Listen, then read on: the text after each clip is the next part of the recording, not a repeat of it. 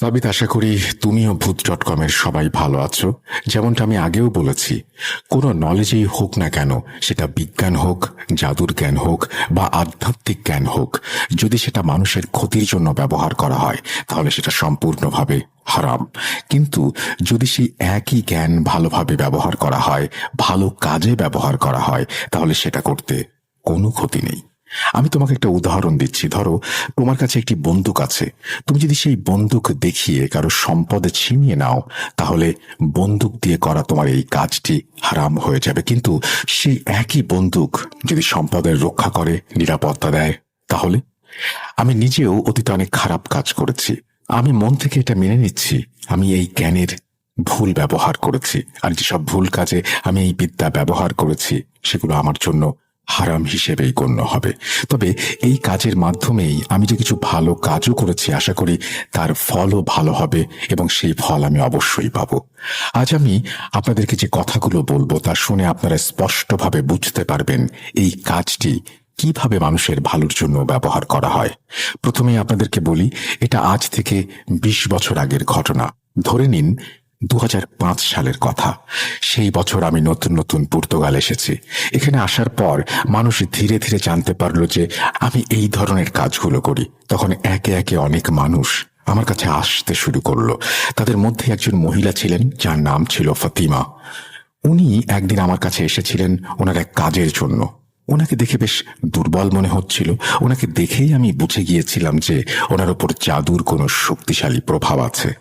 আমার অনুগত থাকা জিনেরা ওই মহিলাকে দেখা মাত্রই আমাকে বলেছিল যে আমাদের বাড়ির বাইরে কিছু শয়তান জিন অপেক্ষা করছে, অর্থাৎ সেই জিনগুলো যারা জাদুর মাধ্যমে ওই মহিলার উপরে ভর করেছিল। আমি ওই মহিলাকে জিজ্ঞেস করলাম, আপনার সমস্যা কি? উনি বললেন, আমি জানি না, আমি বেশিরভাগ সময় দুর্বল থাকি। মাঝে মাঝে আমি এমন সব কাজ করে ফেলি যা পরে আমি মনেই করতে পারি না। আমার স্বামী, আমার বাচ্চারাও বলে আমার কিছু মনে থাকে না। আমি কিছুক্ষণের জন্য চোখ বন্ধ করে আমার জিন মারুকে হাজির করলাম। মারু খুব অল্প সময়ের মধ্যেই সমস্ত তথ্য নিয়ে এসে আমাকে বলল যে এই মহিলাটির শাশুড়ি তার উপরে কালো জাদু করেছে। আর জাদু করার মূল কারণ হলো তার শাশুড়ি তার ছেলেকে পর্তুগাল থেকে নিজের কাছে ফিরিয়ে নিয়ে যেতে চায়। উনি এও চান যে তার ছেলে পর্তুগালে না থেকে তার সঙ্গে বাংলাদেশেই থাকুক। আমি ওই মহিলাকে সেদিন চলে যেতে বললাম এবং পরের দিন তার হাজবেন্ডকে সঙ্গে নিয়ে আবার আসতে বললাম। পরের দিন মহিলা ওনার হাজবেন্ডকে নিয়ে আমার কাছে এলেন। আমি যখন ওনাদের সবকিছু খুলে বলতে শুরু করলাম, তখন ওনারা দুজনেই চমকে উঠেছিলেন। প্রথমে ওনার হাজবেন্ড মনে করেছিলেন যে হয়তো তার স্ত্রী আমাকে এই সমস্ত কথা বলে দিয়েছেন যা আমি এতক্ষণ ওনাদের বললাম। কিন্তু যখন ওনার স্ত্রী কসম খেয়ে বললেন যে আমি এই আন্টিকে কিচ্ছু বলিনি, তখন ফাতিমার হাজবেন্ড আমার কাছে এসে জানতে চাইলেন, আপনি কি করে এত কিছু জানলেন? আমি ওনাকে বললাম, আমার কাছে এমন কিছু জ্ঞান বা ইলম আছে যার মাধ্যমে আমি অনেক কিছু জানতে পারি। উনি তখন বললেন, আপনি ঠিকই বলেছেন, আমার মা আমার এখানে আসাটা কোনোভাবেই মেনে নিতে পারেনি। এখনো আমি ওনাকে ফোন করলে বারবার দেশে ফিরে যেতে বলেন, কিন্তু আমার তো সেখানে কোনো ভালো চাকরি নেই, কোনো ব্যবসা বাণিজ্য নেই। তাহলে আমি কিভাবে সেখানে ফিরে যাব? যখনই আমি মাকে এখানে আসতে বলি, তিনি বলেন যে তিনি আসবেন না। আমি অনেক চেষ্টা করেছি, তার ভিসাও করিয়েছি, কিন্তু তিনি আসতে রাজি হননি। তা সত্ত্বেও আমি প্রতি বছর ওনার কাছে যাই। এর বেশি আমার পক্ষে আর কি করার আছে? আমি যখন ওনাকে বললাম আপনার স্ত্রীর ওপরে জাদু করা হচ্ছে এবং যিনি এই কাজটি করছেন তিনি আপনারই মা, তখন উনি অবাক হয়ে আমার মুখের দিকে তাকিয়ে রইলেন। ওনার প্রতিক্রিয়া একদম স্বাভাবিক ছিল। একবার ভাবুন তো, আমাদের কারোর মায়ের বিরুদ্ধে যদি কেউ এমন গুরুতর অভিযোগ করে, তাহলে আমাদের প্রতিক্রিয়া কেমন হতে পারে? কিন্তু ফাতিমার হাজবেন্ড খুবই ঠান্ডা একটা অবস্থার মধ্যে দিয়ে গেলেন। আপনার মাথা ঠিক আছে আন্টি? আপনি সব আজে বাজে কথা কেন বলছেন? আমার মা কেন আমার স্ত্রীর উপরে জাদু করতে যাবে? যখন উনি কোনোভাবেই বিশ্বাস করছিলেন না, তখন আমি ওনার ওয়াইফকে আমার কাছে ডাকলাম। আমি ওনার মাথার উপরে হাত রেখে কিছু দোয়া পড়ে ফোঁ দিলাম। আর তখনই ফাতিমার উপরে জিন হাজির হয়ে গেল। জিন হাজির হওয়ার পরে সে সব কিছু বলতে শুরু করলো। এই ছেলের মা তার নিজের ছেলের বউয়ের উপরে জাদু করিয়েছে, আর সেটা করিয়েছে যেন ফাতিমা মারা যায় এবং ওনার ছেলে ওনার কাছে ফিরে যায়। ওই ছেলের মা হয়তো ভেবেছিল যে ওনার ছেলেকে ওনার স্ত্রী মিথ্যা বলে পর্তুগালে আটকে রেখেছে। অর্থাৎ ওনার ছেলে দেশে ফিরতে চায়, কিন্তু স্ত্রীর কারণে পারছে না। ওই ব্যক্তিটি যখন তার স্ত্রীর ওপর জিনের ভর দেখলেন এবং নিজের ওয়াইফকে পুরুষ কণ্ঠে কথা বলতে শুনলেন, তখন তিনি হঠাৎ করে ভীষণ ভয় পেয়ে গেলেন এবং মনে হলো যে উনি কিছুই বিশ্বাস করতে পারছেন না। এরপর আমি আমার ওয়াইফের ওপর থেকে জিনের প্রভাব সরিয়ে নিলাম। এরপর উনি চুপচাপ উঠে ওনার ওয়াইফকে নিয়ে বাড়ি চলে গেলেন। সম্ভবত বাড়ি গিয়ে উনি ওনার মায়ের সঙ্গে সব বিষয়ে কথা বলেছিলেন। আমি পরে জানতে পেরেছিলাম যে ওনার মা তখন কোনো এলিগেশনই স্বীকার করেননি। এমনকি তিনি কসম করে বলতে লাগলেন যে তিনি কোনো জাদু করেননি। ওই কথাগুলো ফাতেমা পরের দিনে সে আমাকে বলেছিল। আমি তখন ভাবছিলাম যে যখন কোনো ছেলে তার মাকে এই ধরনের কথা বলবে, তখন সেই মা হয়তো মুখে স্বীকার করবে না যে সে জাদু করাচ্ছে, কিন্তু অন্তত পক্ষে ভয় পেয়ে হয়তো সেই মা জাদু বন্ধ করে দেবেন। কিন্তু ফল হলো উল্টো। কয়েকদিন পর ওই মেয়েটি আবার আমার কাছে এসে বলল, আন্টি, পরিস্থিতি এখন আরো খারাপ হয়ে গেছে। এখন আমাদের ঘরে থালা বাসন ভাঙতে শুরু করেছে। বাসন থেকে একটা অদ্ভুত পচা গন্ধ আসে, আলমারির ভেতরে রক্তের ছোপ দেখা যায়, আর জাদুর যেসব লক্ষণ থাকে, যেমন ভয়ঙ্কর স্বপ্ন দেখা, নিজেকে মারা যেতে দেখা, বিভিন্ন পশুকে নিজের ওপর হামলা করতে দেখা, এই ধরনের সবকিছু হচ্ছে। ফাতিমা আমাকে এই জাদুর আলামতগুলো দিচ্ছিল। আমি এবার আমার সামাইলকে হাজির করলাম। সামাইল এসে আমাকে বলল যে তার মা জাদু আরো অনেক শক্তিশালী ভাবে করছে। এর মানে হলো তিনি এখন আরো বেশি ভয় পেয়ে গেছেন। ওনার মনে হচ্ছে যে ওনার ছেলের কাছে সব খবর পৌঁছে গেছে, তাই যত দ্রুত সম্ভব এই কাজটি শেষ করতে হবে। আমি আমার জিনদের জিজ্ঞেস করলাম, দেখো তো এই মেয়ের শাশুড়ি কতটা জিন পাঠিয়েছে, কতজন জিন তারা বাড়িতে ডিউটিরত অবস্থায় কতজন আছে। আমার জিনটি যে আমাকে খবর দিচ্ছিল সে জানালো প্রায় 20 জন জিন আছে যারা অনবরত ফাতিমার বাড়ি ঘিরে রেখেছে এবং ওনার বাড়িতে ঘৃণা ও বিদ্বেষ ছড়াচ্ছে। আমি কিছু পানি পড়া তৈরি করে ওই মেয়েটিকে দিয়ে বললাম, তুমি যাও, তোমার বাড়ির চারিদিকে এই পানিগুলো ছিটিয়ে দাও। তারপর যা হবে আমাকে ফোন করে জানিও। প্রায় 3 ঘন্টা পর ফাতিমার ফোন এলো। সে বলল, আন্টি, আমি পানি ছিটানোর সঙ্গে সঙ্গে চারিদিকে এমন ভাবে ধোঁয়া ছড়িয়ে পড়ল, মনে হচ্ছিল কোথাও মাংস পোড়ানো হচ্ছে। এমনকি কিছু প্রতিবেশীও আমার কাছে এসে জিজ্ঞেস করলেন যে, আচ্ছা, আপনাদের বাড়ি থেকে এমন পোড়া গন্ধ আসছে কেন? আমি ওই মেয়েটিকে বললাম, তুমি এখন আর কোনো চিন্তা করো না। যে জিনগুলোকে জাদুর মাধ্যমে তোমার বাড়িতে পাঠানো হয়েছিল এবং যাদের দায়িত্ব ছিল তোমার উপরে ঘৃণা ছড়ানো, রোগ ছড়ানো আর বিভিন্ন সংকট তৈরি করা, এই পানি পড়ার মাধ্যমে তারা সবাই পুড়ে মারা গেছে। তোমার শাশুড়ি জাদু করাচ্ছেন, কিন্তু তিনি যে জাদুকরের মাধ্যমে এই কাজ করাচ্ছেন তার কাছেও বার্তা পৌঁছে গেছে, আর আশা করা যায় যে সে আর কখনো এই ধরনের কাজ করার সাহস করবে না। আমার ধারণা মতে ঠিক তেমনটাই হয়েছিল। প্রায় 2 দিন পর সেই মেয়েটি আবার আমার কাছে এলো, তার হাতে একটি মিষ্টির বাক্স। সে এসে বলল যে তার শাশুড়ি কাল তাকে নিজেই ফোন করেছিলেন। তিনি কাঁদছিলেন এবং নিজের অপরাধের জন্য বারবার ক্ষমা চাইছিলেন।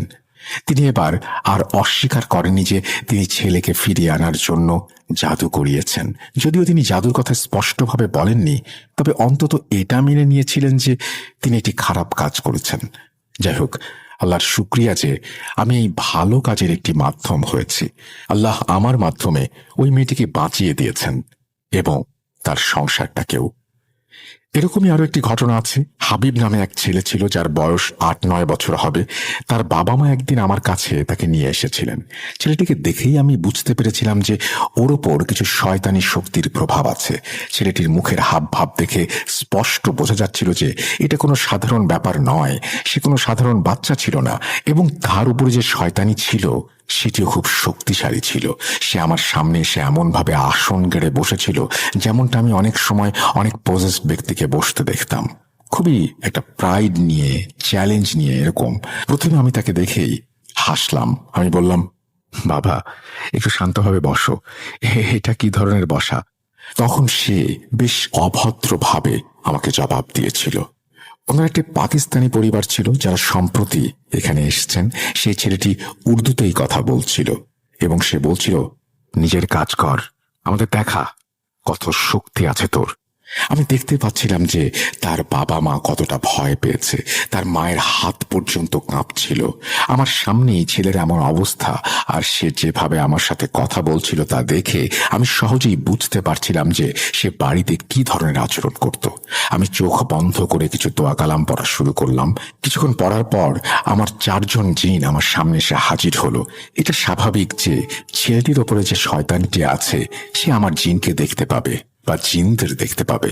ওরা যখন দেখলো যে আমার জিনেরা আমার কাছে দাঁড়িয়ে আছে, আমি ওই ছেলেটির মুখে স্পষ্ট ভয় দেখতে পেলাম। হঠাৎ করেই সে হাঁটু গেড়ে এমন ভাবে বসে গেল যেন সে আমারই অনুগত খাদেম। আমি যখন ওকে জিজ্ঞেস করলাম, বলো তো তুমি কে, আর তোমাকে এই বাচ্চার উপরে কে পাঠিয়েছে, তখন ওই শয়তানটি বলতে শুরু করলো, আমি এই বাচ্চার সঙ্গে ছোটবেলা থেকে আছি। যেই হাসপাতালে ওর মায়ের ডেলিভারি হয়েছিল সেখানেই আমি এই শিশুটিকে পছন্দ করে ফেলেছিলাম, আর তখন থেকে এর সঙ্গে আছি। আমি ওকে জিজ্ঞেস করলাম, এখন বলো তুমি কি চাও? ও বলল, চাইছিলাম তো এই শিশুর সঙ্গে ওর মৃত্যুর আগ দিন পর্যন্ত থাকবো, কিন্তু এখন আপনারাই বলুন আমাকে কি করতে হবে। আমি ওকে বললাম, এই শিশুকে ছেড়ে এখনই চলে যাও, আর এই শিশুর ভেতরে থাকার কারণে এর শরীরে যে সমস্ত রোগ এসেছে সেগুলোর সমাধান করে দিয়ে যাও। আমি এই কথা বলার সঙ্গে সঙ্গে ছেলেটি হঠাৎ করে কষ্ট পেতে শুরু করলো।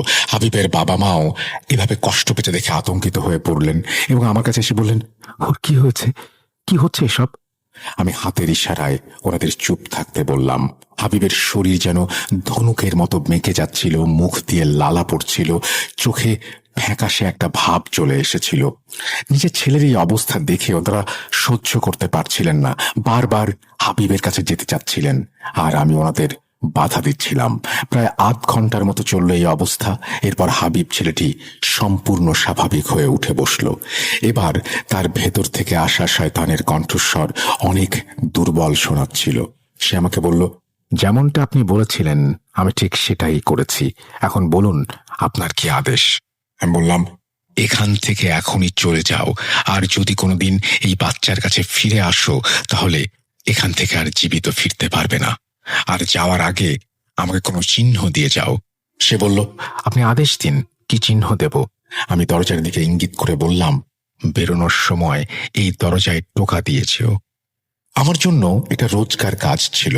আমি অনেক দিন ধরে এই কাজগুলো করছি, কিন্তু যারা সেখানে উপস্থিত ছিল ওনারা এটা দেখে রীতিমতো ভয় পেয়ে গিয়েছিলেন। প্রায় 30 সেকেন্ড পর দরজায় টোকা দেওয়ার একটা শব্দ এলো।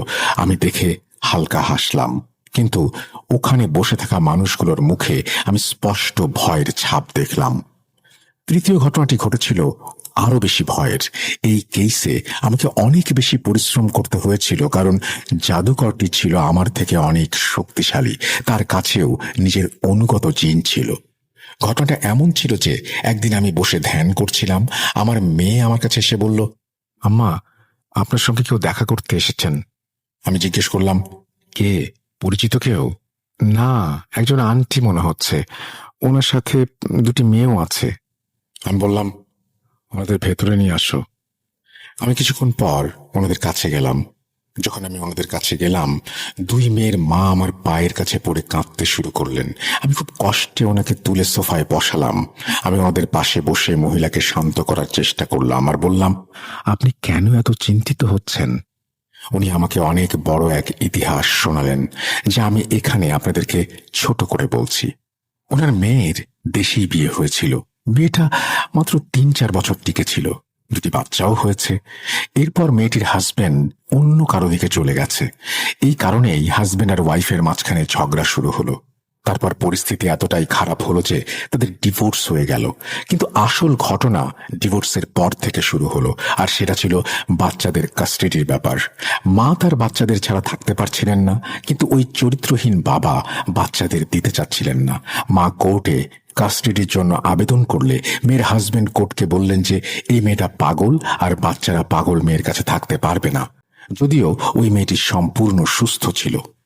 মেয়েটার হাজবেন্ড আসলে তাকে অনেক পাগল বানানোর চেষ্টা করেছে। ওনারা ডাক্তারের নকল সার্টিফিকেট বানিয়ে নিয়ে এসেছিল, আর এই ধরনের সব প্রমাণ তারা কোর্টে হাজির করেছিল।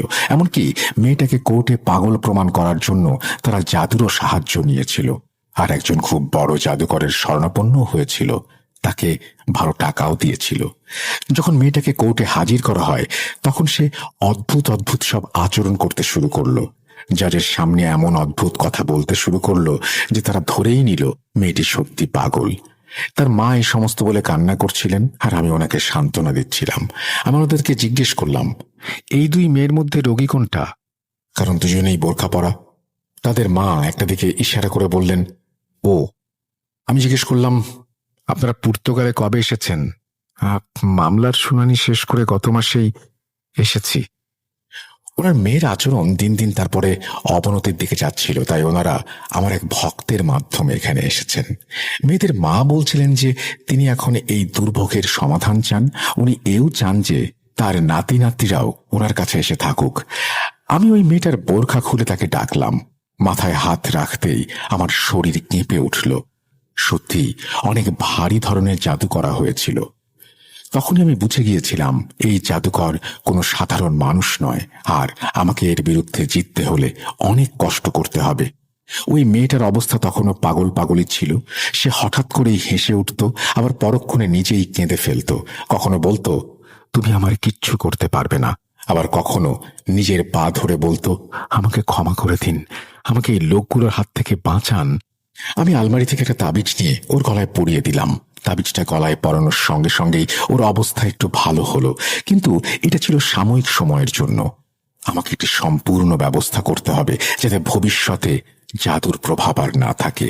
আমি ওই মেয়েটির মাকে আশ্বস্ত করলাম এবং বললাম যে, আপনি এখন বাড়ি চলে যান, আমাকে 3 দিন সময় দিন, আমি দেখব কি করতে পারি। সেই মেয়ের মা আমাকে অনেক দোয়া দিয়ে সেখান থেকে চলে গেলেন। আমি টানা 3 রাত জেগে কাটালাম, আর সেই রাতগুলোতে আমি বুঝতে পারলাম যে যা কিছু হতে চলেছে তা অনেক বিপজ্জনক। এতে মেয়েটির জীবনও চলে যেতে পারে।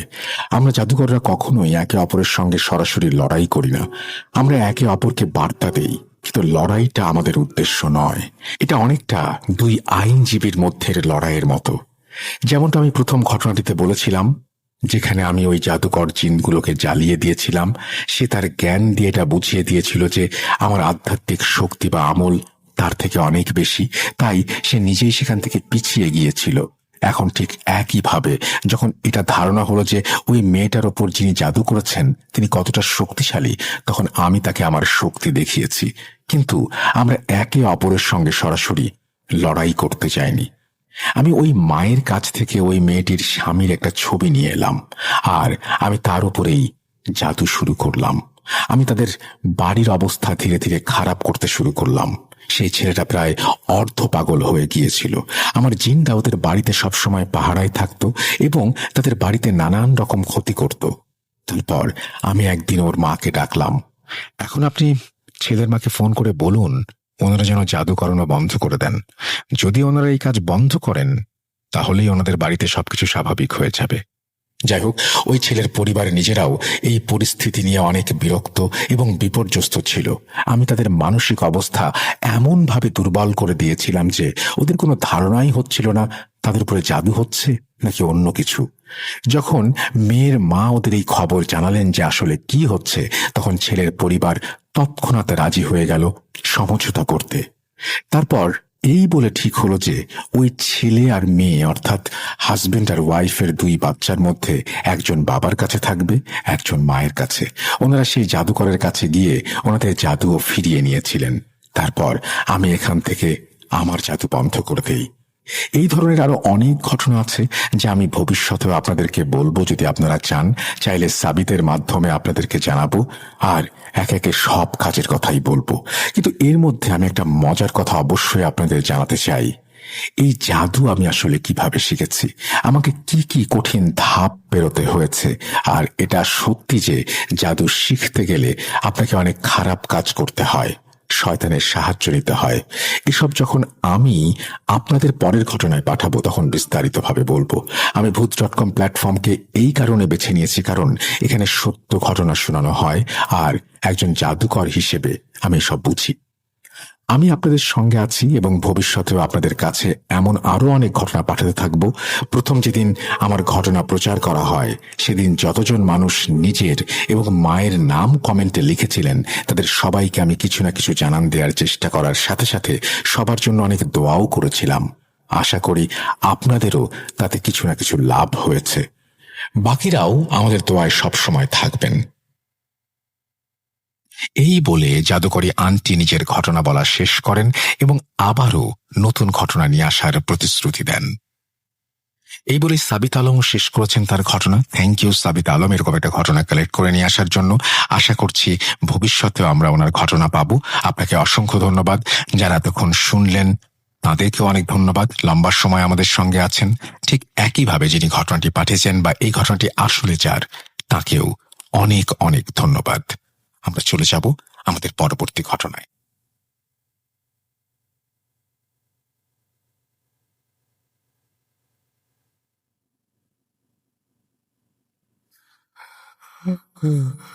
কেন কেন তুমি আসো? আমি শুধু তোমার সাথেই থাকতে চাই। কিভাবে সম্ভব? মৃতদের এই পৃথিবীতে থাকতে নেই। তুমি তুমি চলে যাও, চলে যাও, প্লিজ চলে যাও, চলে যাও।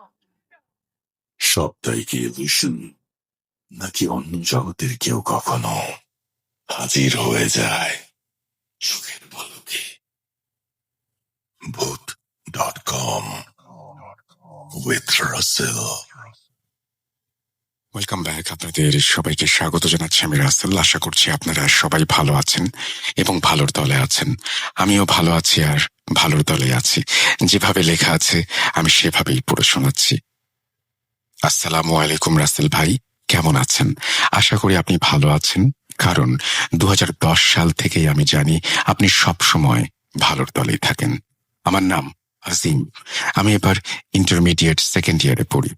পড়ালেখায় অনেক ব্যস্ত থাকি, তাই ভূত.com-এ আসা আমার পক্ষে একেবারেই সম্ভব নয়। লিখে পাঠাচ্ছি ঘটনাটি। শুরুতে বলে রাখি, আমার লেখায় কোনো ভুল ত্রুটি থাকলে অবশ্যই ক্ষমার দৃষ্টিতে দেখবেন। আমি 2010 সাল থেকে ভূত FM শুনি, এখন ভূত.com। কিন্তু ভয়ানক কাহিনী আর হাজারো ঘটনা শুনতে শুনতে কোনো একদিন যে আমার সাথেও এরকম একটা ঘটনা ঘটে যাবে ভাবতে পারিনি। ঘটনাটি হয়তো ভয়ের নাও হতে পারে, কিন্তু সম্পূর্ণ সত্য, যা আমার সাথে প্রতিনিয়ত ঘটে যাচ্ছে। ঘটনার শুরুতে কিছু কথা বলে রাখা ভালো যে আমার বাসা যেহেতু গ্রামে, তাই আমার গ্রাম্য ভাষায় সামনের রুমকে আমরা বারান্দা বলি এবং পেছনের রুমকে বলি বারিন্দা। মাঝখানে যে ঘরটা থাকে তাকে আমরা বড় ঘর বলে থাকি। আমাদের ঘরটা অনেক বড়, যার কারণে আমাদের চারিদিকেই রুম রয়েছে। আমাদের যে বড় ঘর, ঠিক ঘরের পাশে একটি রুম রয়েছে। যাই হোক, আর বেশি কথা না বাড়িয়ে চলুন ঘটনায় যাই। আমার সাথে প্রথম যে ঘটনাটি ঘটে আজ থেকে 6 মাস আগে, যখন আমি বারান্দায় ঘুমাতাম। আমাদের সামনের বারান্দায় দুই পাশে দুইটি খাট রয়েছে। ডান দিকের খাটে আমি ঘুমাতাম আর বাম দিকের খাট পুরোপুরি ফাঁকা থাকতো। আব্বু আর আম্মু বড় ঘরে ঘুমাতো। ডান দিকের খাটে যদিও অনেক আগে থেকেই আমি ঘুমাতাম, কিন্তু সেদিন ঘটে যায় প্রথমবারের মতো এক ভয়ানক ঘটনা। আমি প্রতিদিনের মতো একাই ঘুমাচ্ছিলাম। আমি বাম দিক হয়ে ঘুমাচ্ছিলাম। হঠাৎ মাঝরাতে দেখলাম আমার শরীরটা কেমন যেন নড়ছে। যেমনটা কাউকে দোলনায় বসিয়ে দুলালে ফিল হয়, ঠিক তেমন। আমার চোখে প্রচন্ড ঘুম ছিল তখন, কিন্তু এই দোলানোর জন্য আমার ঘুম আস্তে আস্তে ভেঙে যেতে শুরু করলো। আমি যখন পুরোপুরি জেগে উঠলাম, ঠিক তখনই আমি দেখলাম আমার শরীরটা নড়ছে। আমি তখনও বাম দিকেই ফিরেছিলাম, কিন্তু আমার মনে হচ্ছিল কেউ যেন আমাকে পেছন দিক দিয়ে ধরে দুলাচ্ছে। আমি হঠাৎ পেছন দিকে তাকাই, কিন্তু কিছুই দেখতে পাই না। যখন আমি পেছনের দিকে তাকাই, ঠিক তখন কিছু একটার মুখ আমার ঘাড়ের সাথে ছিল, যা নিঃশ্বাস ফেলছিল। আমি পুরোপুরি ফিল করতে পারছিলাম। এমন অবস্থায় আমি থমকে গিয়ে উঠে বসলাম। পাশ থেকে ফোন নিয়ে দেখি রাত 2টা বাজে। তারপরও আমি অত ভয় পাইনি। তাও আমি আয়াতুল কুরসি পাঠ করতে লাগলাম। কিন্তু যখন আমি আয়াতুল কুরসি পাঠ করছিলাম, ঠিক তখন, বিশ্বাস করবেন কিনা জানি না, আমার শরীর শিউরে ওঠে। কেমন যেন হঠাৎ করে শীত লাগছিল, কিন্তু তখন ছিল গরমকাল। আমার যখন এরকমটা লাগছিল তখন আমি কয়েক সেকেন্ডের জন্য আয়াতুল কুরসি পাঠ বন্ধ করি।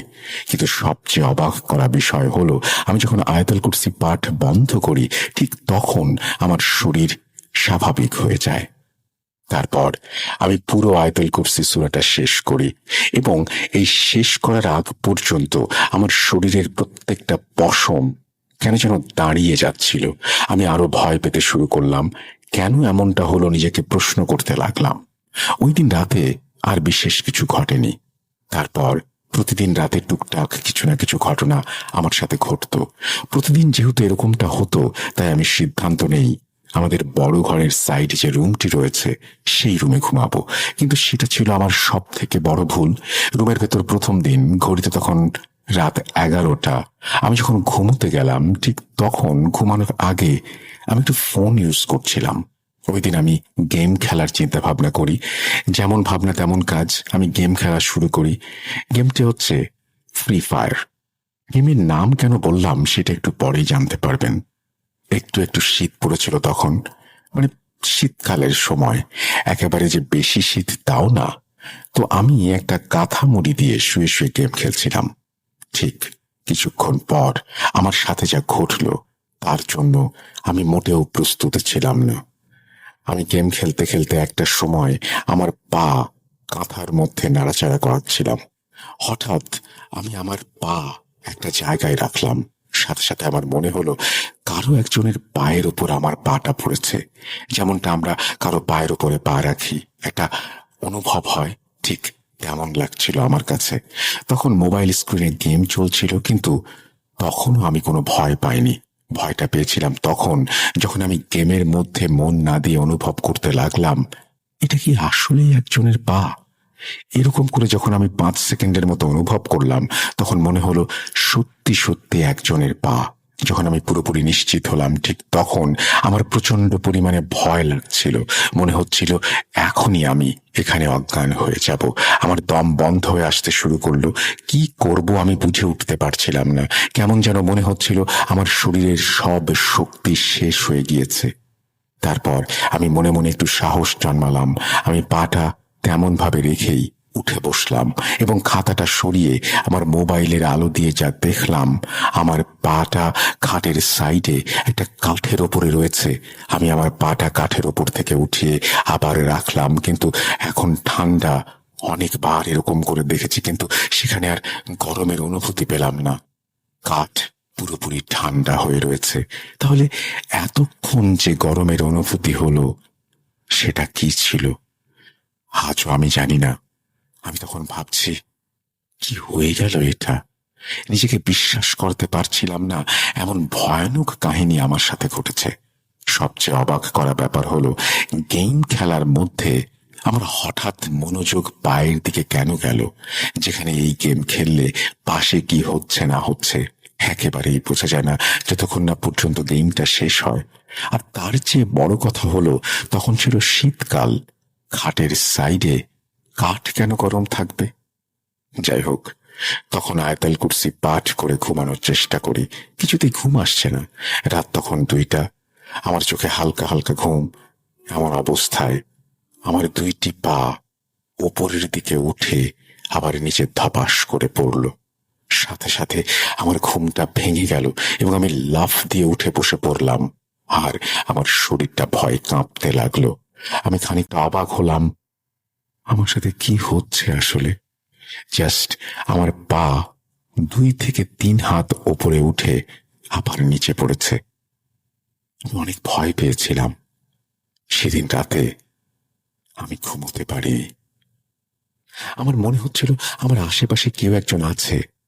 সকালবেলা আমি আমার আম্মু আব্বুকে এই ঘটনাটি খুলে বললাম, কিন্তু তারা সম্পূর্ণ বিশ্বাস করল না। এই দিনের পর থেকে আমি ওই রুমের ভেতরে রাতের বেলা ঘুমোতে পারতাম না। ঘুমোতে গেলে আমার শুধুই মনে হতো আমার আশেপাশে কিছু একটা আছে। তাছাড়া টুকটাক বিভিন্ন ধরনের সমস্যা হতো। এমনও হয়েছে যে মাঝরাতে আমি এতটা ভয় পেয়েছি আমি রুম থেকে বালিশ নিয়ে বারান্দায় এসে মাঝরাতে ঘুমাতে হয়েছে। প্রায় 1 মাস আমি ওই রুমের ভেতরে ছিলাম। এই 1 মাসে আমি রাতের বেলা একসাথে 1 ঘন্টা ঘুমিয়েছি কিনা তাও সন্দেহ। আমার শরীরও খারাপ হয়ে যাচ্ছিল, তাই আমি সিদ্ধান্ত নেই আমি আবার বারান্দায় ঘুমাবো।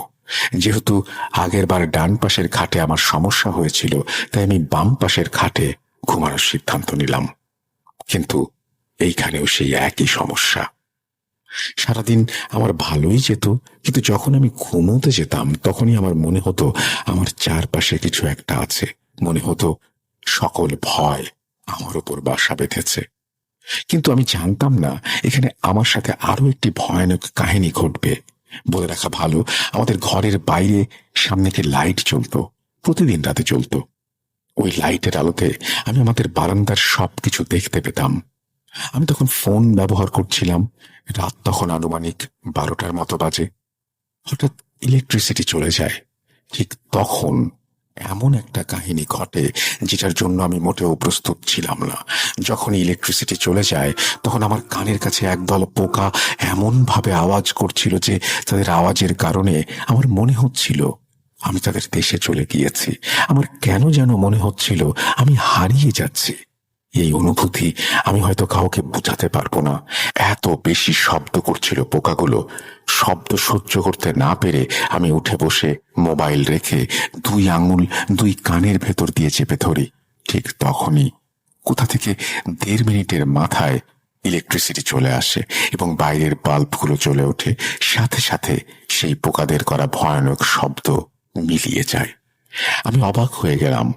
আর কিছুক্ষণ হয়তো এই সাউন্ড চলতে থাকলে আমি পাগল হয়ে যেতাম। যাই হোক, সেদিন রাতটা কোনো রকমে পার করি। এই কিছুদিন আগে আরো একটি কাহিনী ঘটে। তখন দিনের বেলা দুপুর 3টা বাজে। আমাদের বড় ঘরের খাটের উপর শুয়ে শুয়ে ফোন ব্যবহার করছি। আমার পাশে আমার মা বসেছিল। আমাদের খাটের পাশেই ছিল আমাদের রুমের দরজা। আমি শুয়ে আছি, এমন অবস্থায় রুমের দরজাটা হঠাৎ করে একটা শব্দ করলো। মনে হয় কেউ রুমের ভেতরে ঢুকেছে। আমি শব্দটি শুনে খাট থেকে উঠে দরজা খুলে রুমের ভেতর গিয়ে দেখি কিছুই নেই। কিন্তু আমি তখনও রুমের ভেতর পুরোপুরি ঢুকিনি। কিছুক্ষণ পর আমি রুমের ভেতরে যাই এবং আমি বলি যে, এই তোমরা এখানে কি করছো? কে আছো? চলে যাও।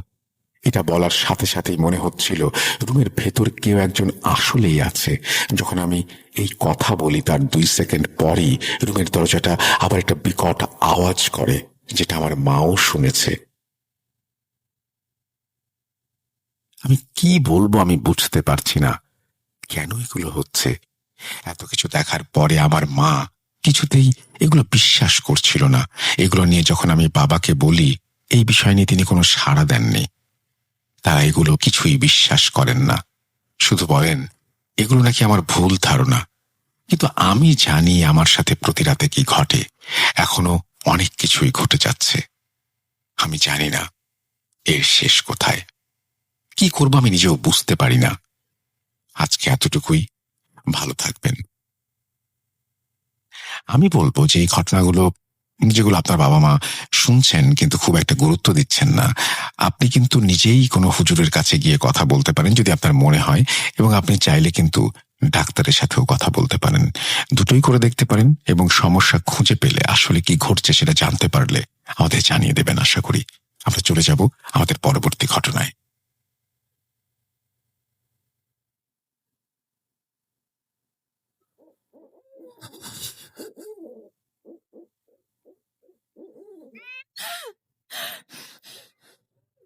আজ আবার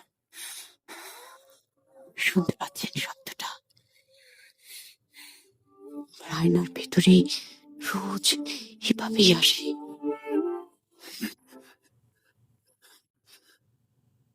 Booth.com with Russell. Welcome back. আপনাদের সবাইকে স্বাগত জানাচ্ছি আমি রাসেল। আশা করছি আপনারা সবাই ভালো আছেন এবং ভালোর তলে আছেন। আমিও ভালো আছি আর ভালোর তলে আছি।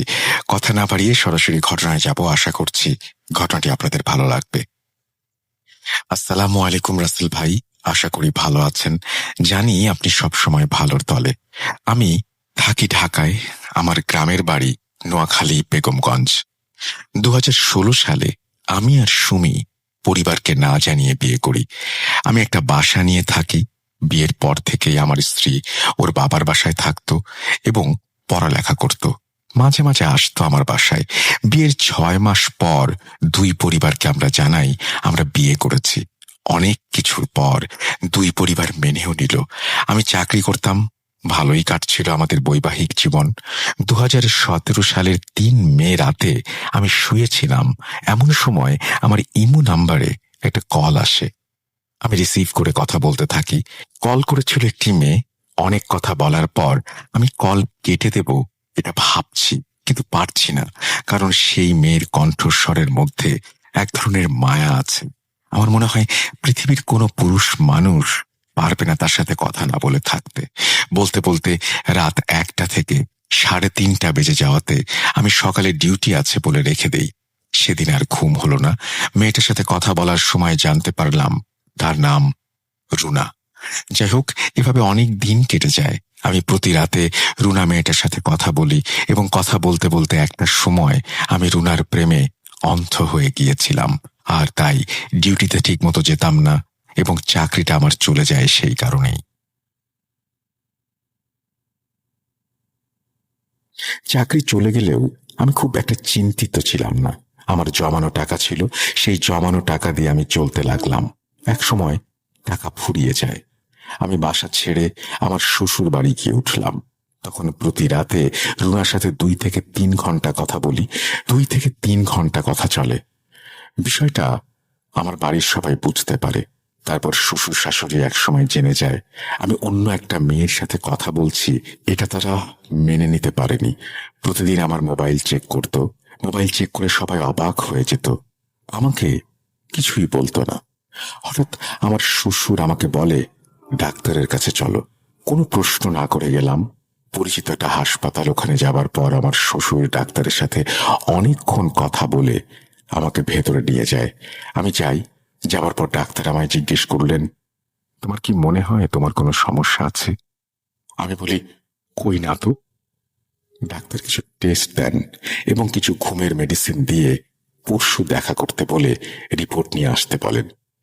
রিপোর্ট নিয়ে যথারীতি ডাক্তারের কাছে যাই, আর ডাক্তার রিপোর্ট দেখে বলেন, ওনার তো কোনো সমস্যা নেই, ঘুমের ওষুধটা নিয়মিত করেন, ঠিক হয়ে যাবে। তো আমি বাসায় ফিরি। যথাক্রমে আমি রুনার সাথে কথা বলি।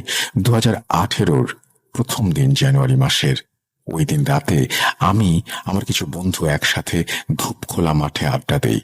আড্ডা চলে রাত 2টা পর্যন্ত। বাসা দূরে ছিল না।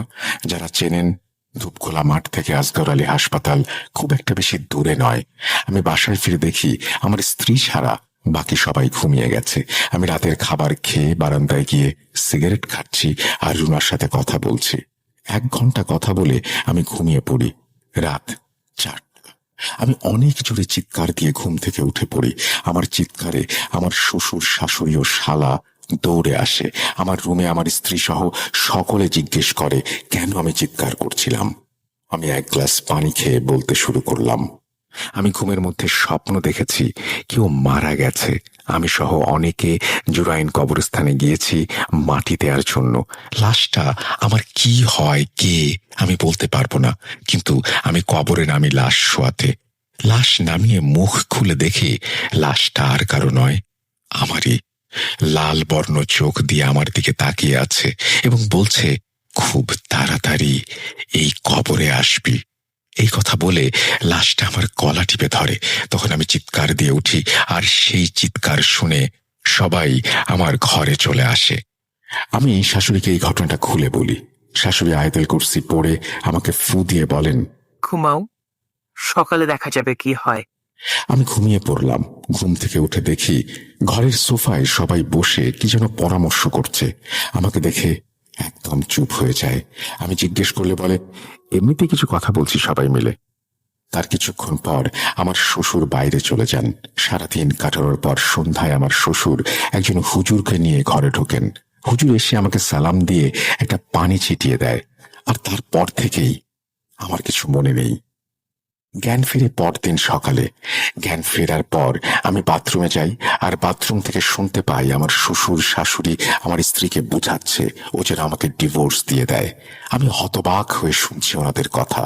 তারপর বিকেল বেলা একটা উকিল আসে ওদের বাসায়। উকিল সবাইকে একসাথে জড়ো করে এবং আমার কাছ থেকে সাইন করিয়ে নেয়। আমি যেন কেমন হয়ে গেছি। আমি রুমে ঢুকে আমার জামা কাপড় গুছিয়ে আমার স্ত্রীকে বললাম, কিছু টাকা হবে, আমি গ্রামে গিয়ে পাঠিয়ে দেব। আমার স্ত্রী কাঁদতে কাঁদতে আমার হাতে 3,000 টাকা দিয়ে অন্য রুমে চলে যায়।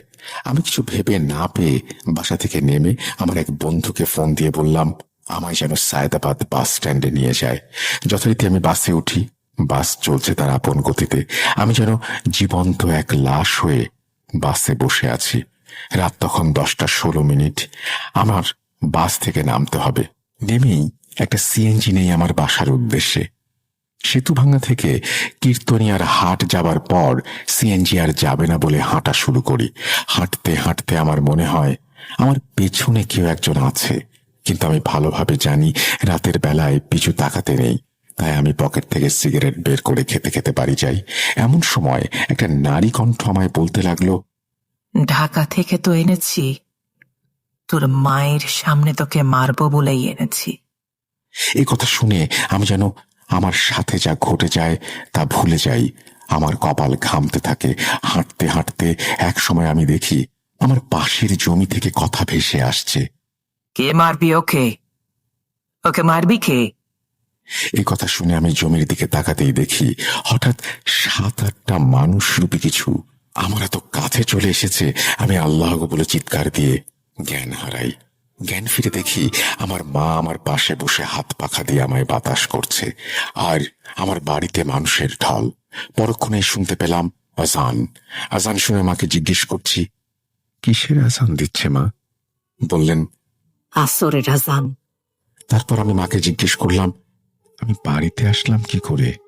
তখন মা বললেন, তোর কাকা বাজার থেকে দোকান বন্ধ করে বাড়ি আসছিল, এমন সময় দেখে জমিতে কিছু একটা নড়ছে। তোর কাকা লাইট জ্বালিয়ে তোকে দেখতে পায়। তোর পা থেকে তখন তাজা রক্ত ঝরছিল, তাই তোর কাকা পাশের বাড়ি একজনকে সাথে নিয়ে তোকে বাড়িতে নিয়ে আসে। তুই ব্যথায় কাতরাচ্ছিলি, তারপর ডাক্তার এনে তোর পায়ে ব্যান্ডেজ করানো হয়েছে। আর সকালে চৌমোহনীর বড় মসজিদের হুজুর এসে তোকে দেখে বলে গেছে সন্ধ্যায় আবার আসবে। এতক্ষণে আমি আমার স্ত্রীর সাথে ঘটা সব ঘটনা খুলে বলি। কথাগুলো শুনে সবাই অনেক কান্নাকাটি করে। আমার ছোট বোন আমার জন্য খাবার এনে আমাকে খাইয়ে দিচ্ছিল। এমন সময় হুজুর চলে আসে। হুজুরকে নাস্তা দেয়া হলে হুজুর খেতে খেতে মাগরিবের আজান দিয়ে দেয়। তারপর আর কিছু আমার মনে নেই। রাত 1:30। আমি জ্ঞান ফিরে পাই। জ্ঞান ফিরে শুনতে পাই হুজুর বলছে, পড়া পানি আর তাবিজটা যেন সাথে রাখি সব সময়। আর কিছু না বলে আমার ভাবিকে বলি, আমার খুব ক্ষুধা লেগেছে। ভাবি বললেন, যা হয়ে গেছে ক্ষুধা তো লাগারই কথা।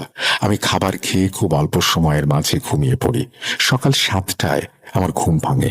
তারপর ঘর থেকে বের হয়ে দেখি আমাদের বাড়িতে রাতে মনে হয় ঝড় বয়ে গেছে। যেখানে সেখানে গাছের ডাল আর পাতা পড়ে আছে। আমি বাড়ির পেছনে গিয়ে একটা সিগারেট খেয়ে বাড়িতে ঢুকতেই আমার ছোট বোন আমাকে জড়িয়ে ধরে কাঁদতে শুরু করে। আমি জিজ্ঞেস করলাম, কি হয়েছে, কাঁদছিস কেন, বল। গতকাল রাতে যা হয়েছে এবার শুনুন। প্রথমে হুজুর ফোন দিয়েছিল ভাবিদের বাসায়। ফোন দিয়ে জানতে চাইল কি হয়েছিল উজ্জ্বলের সাথে। ভাবির মা বলল, আমি নাকি সারাদিন মোবাইলে কথা বলি এবং ফোন কেটে ফোন রাখলে ওরা চেক করে দেখে কারোর সাথে আমি কথা বলিনি। ওরা যেসব ডাক্তার দেখিয়েছিল সেখানেও কোনো ধরা পড়েনি। ওরা যেদিন রাতে আবিষ্কার করলো যে আমি স্বপ্ন দেখেছি, কোনো ইমাম সাহেবকে বাসায় নিয়ে আসে ওরা। ওই হুজুর নাকি বলেছিলেন কারোরই সাধ্য নেই এই জিনকে এর শরীর থেকে আলাদা করে। বেশি দিন নাকি আমি বাঁচবো না। এসব কথা শুনে হুজুর ওনাদেরকে ধমক দিয়ে বলতে লাগলেন, কে কি বলেছে আর আপনারা এত বড় সিদ্ধান্ত নিয়ে নিলেন? তারপর ফোন কেটে হুজুর বলতে লাগলেন, এই জিন অনেকদিন ধরে উজ্জ্বলকে খুঁজছিল, আর যখনই খুঁজে পেল তখনই যোগাযোগটা হলো ফোনের মাধ্যমে। তারপর বাড়িতে আসার সময় যখন একা পেল তখনই মেরে ফেলতো যদি ওর কাকা ওকে না দেখতে পেত। এই জিন ওর পিছু নিয়েছিল। ও যখন আমার সাথে কাজ করত তখন উজ্জ্বল আর আমি একটা বাড়িতে যাই জিনে ধরা এক মহিলাকে ট্রিটমেন্ট করতে। ওই দিন ওখানে 4টা জিন ছিল, তার মাঝে উজ্জ্বল তাদের এক বাচ্চাকে মেরে ফেলেছিল। আমরা যখন রোগী দেখতে গেলাম প্রথমে আমরা একটা গন্ডি কাটি, আর সেই গন্ডিতে জিনদের একটা বাচ্চা আটকে গেল। উজ্জ্বল তো জানতো না, তাই সে ওই বাচ্চা জিনের বুকের ওপর পা দিয়ে দাঁড়িয়েছিল। তাই সেই বাচ্চা জিনটি মারা যায়। সেদিন আমরা জিনদের তাড়াতে সক্ষম হই আর বাসায় ফিরে আসি। তারপর আমি উজ্জ্বলকে একটা তাবিজ দেই আর বলি এই তাবিজ যেন কোনোদিন হাতছাড়া না করা হয়। কিন্তু ও তাবিজটা কখনোই পড়েনি, তাই আজ এই অবস্থা। যাই হোক, আপনারা আমাকে এক গ্লাস পানি দিন। হুজুর সবাইকে বলতে লাগলেন, যে যাই বলুক আর যাই হয়ে যাক, আপনারা ঘর থেকে বের হবেন না, আর সবাই আয়াতুল কুরসি পড়তে থাকেন। এই বলে হুজুর আমাদের বাড়ির পেছনে খালি মাঠে চলে গেলেন আর বললেন তিনি যে বড় একটা কাঁচের বোতল জোগাড় করতে বলেছিলেন সেটা জোগাড় করা হয়েছে কিনা। আম্মু জানালেন হয়েছে, আমি ডাকলে ওর কাকাকে দিয়ে বোতলটা পাঠিয়ে দেবেন। হুজুর বললেন। হুজুর যাবার পর আমাদের বাড়িতে ঝড় শুরু হয়ে যায়। 2 ঘন্টা পর হুজুর ডাক দিলে কাকা বোতল নিয়ে গেলেন এবং জিনগুলোকে হুজুর বোতলে ভরে ফেলেন। আমি একসময় ওই হুজুরের অ্যাসিস্ট্যান্ট ছিলাম, তার সাথে আমি অনেক কিছু দেখেছি। এই ঘটনা সিলেক্টেড হলে আমি সেই ঘটনাগুলো লিখতে বসব। যাই হোক, সুস্থ হবার পর আমার প্রাক্তন স্ত্রী অনেক করে আমার কাছে আসতে চেয়েছিল, কিন্তু আমি আর সাড়া দেইনি। এখন আমি অনেক সুখে আছি। রাসেল ভাই, সময়ের স্বল্পতার কারণে স্টুডিওতে এসে ঘটনা শেয়ার করা সম্ভব হলো না। আমি ভিএসকে উজ্জ্বল, ঢাকা কদমতলী রায়ের বাগ থেকে বলছি। এই বলেই তিনি তার ঘটনা শেষ করেছেন। থ্যাংক ইউ সো মাচ আপনার ঘটনার জন্য। আশা করছি এই ঘটনাটি যারা শুনলেন তাদের ভালো লেগেছে। ভালো লাগলে অবশ্যই আমাদের জানাবেন। আমরা চলে যাব আমাদের পরবর্তী ঘটনায়।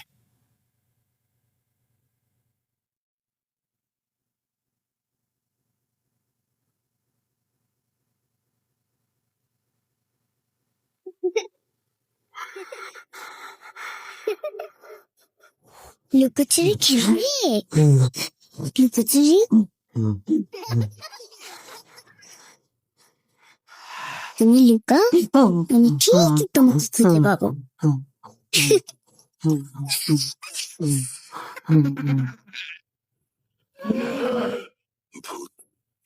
.com with Russell. Welcome back. আপনাদের সবাইকে স্বাগত জানাচ্ছি আমি রাসেল। আশা করছি আপনারা সবাই ভালো আছেন এবং ভালোর দলে আছেন। আমিও ভালো আছি আর ভালোর দলে আছি। কোনো কথা না বাড়িয়ে সরাসরি ঘটনায় যাব। তবে ছোট্ট করে বলতে চাই, যারা এখনো পর্যন্ত আমাদের চ্যানেলটি সাবস্ক্রাইব করেননি, অনুগ্রহ করে সাবস্ক্রাইব করে ফেলবেন এবং অবশ্যই বেল আইকনটিতে ক্লিক করতে ভুলবেন না। আমরা চলে যাব আমাদের আজকের ঘটনায়। আসসালামু আলাইকুম প্রিয় রাসেল ভাই, জানি পরওয়ারদিগারের অসীম কৃপায় ভালো আছেন। 2016 সাল থেকে আপনার সাথে আছি।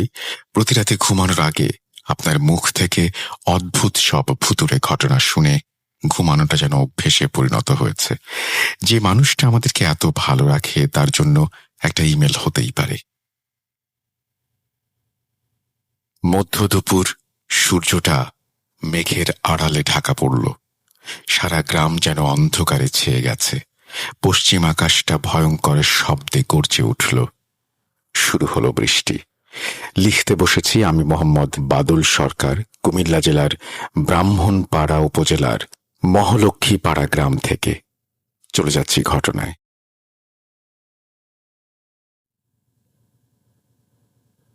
ঘটনা 1। ঘটনার সময়কাল 2008। ঘটনাটি ঘটে আমার সাথে। বর্ষাকাল, চলছে পাটের মৌসুম। গ্রামের প্রতিটি জমিতে যেন পাট চাষ হয়েছে।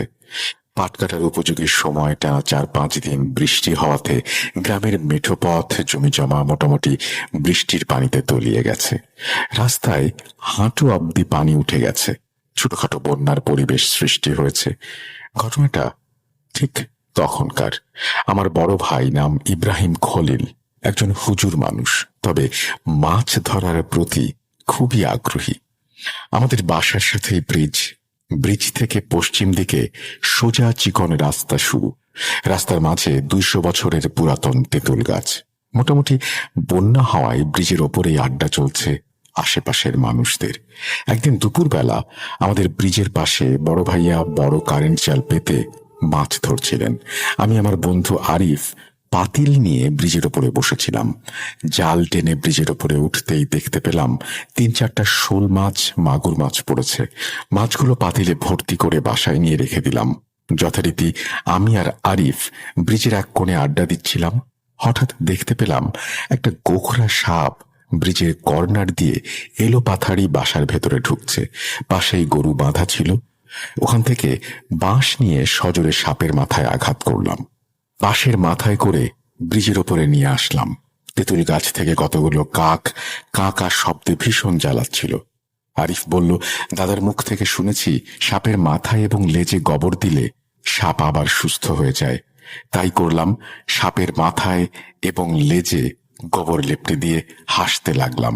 10-15 মিনিট পর সাপটি ঠিকই মাথা নাড়া দিয়ে ধীরে ধীরে চলতে শুরু করলো। আমি আরিফ তো অবাক। আরিফ বলল, ছেড়ে দে, বাঁচতে পারলে বাঁচুক।